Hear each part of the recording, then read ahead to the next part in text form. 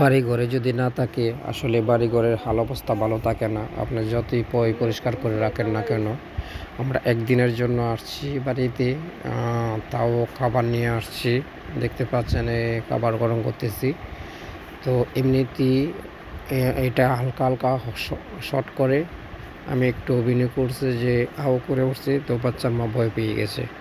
আসলে এটা কারেন্টের ব্যাপার, তো এর জন্য সবাই এটা ধরতে চায় না। তবে লাইন লাগিয়ে সুইচ দিলে আর শর্ট করে না, এটা পুরো পারফেক্ট হয়ে যায়। তবে এটাতে প্রচুর তাপ হয়, ভাত তরকারি সবই রান্না করা যায়।